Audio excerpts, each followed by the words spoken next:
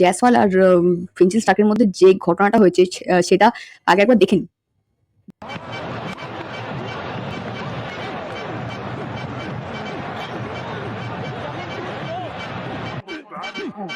Next match এটা তো মানে হওয়ারই ছিল, রাইট? জয়সওয়াল মিচেল স্টার্কের সাথে মাইন্ড গেম খেলতে গেছে, রাইট? আমি মানছি যে যেই ম্যাচটাতে টু স্লোটা বলেছিল সেই ম্যাচটাতে জয়সওয়াল খুব ভালো খেলেছিল।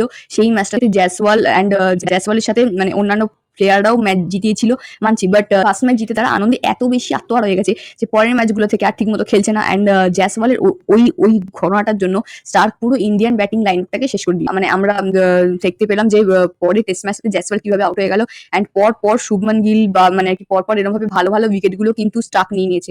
সো একজনের জন্য পুরো টিম কিন্তু সাফার করছে।